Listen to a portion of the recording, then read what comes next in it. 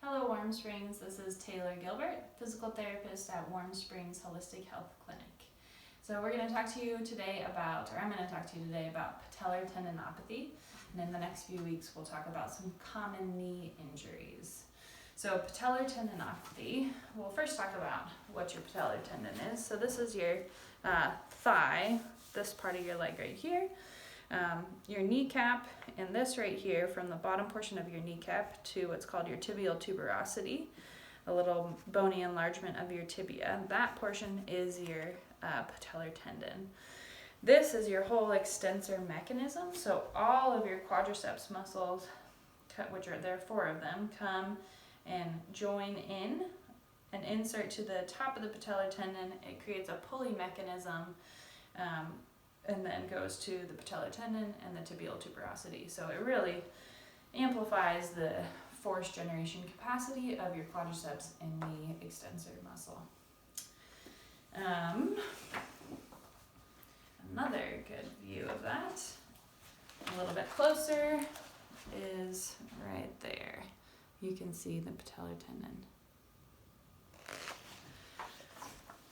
So patellar tendinopathy is basically a load management issue. So it happens in younger people, age 14 to 40. Typically it's in a more dynamic type of sporting environment. So they also call it jumper's knee. So you see it a lot in basketball players and volleyball players, runners, anything that you're getting that compressive load through the knee pretty consistently. Anytime you increase your load a lot in a short amount of time, you can overload the tendon. And just like anything else, think about a rope that's used to pull something. If you overload it, it starts to get tears in the rope. Same thing with a tendon. If you overload the tendon, you start to get little micro tears in the tendon becomes disorganized, the collagen in the tendon becomes disorganized, and it starts to get painful. You keep loading it and it just starts to progress down that line.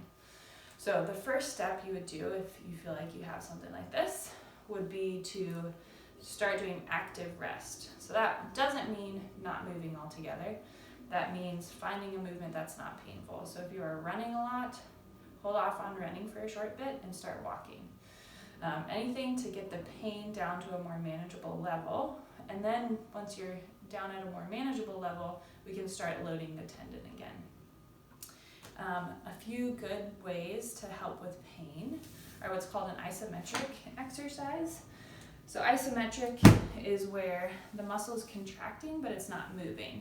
So if I scooch forward and straighten my knee like this, my quad muscle is contracting, but it's not moving. I can lower my leg down to the ground, do the same thing. Tighten the quad, push down, hold for 5 to 10 seconds, and relax. Tighten the quad, push down, hold for 5 to 10 seconds, and relax. Isometrics have been shown in research to help with controlling pain in tendon-type injuries.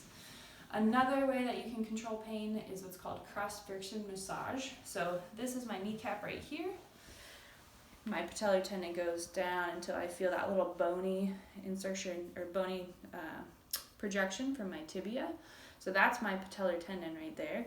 If it's painful, I would come with my fingers and just kind of do that cross the tendon kind of massage to help mitigate pain. You're bringing blood flow to the area to help with that.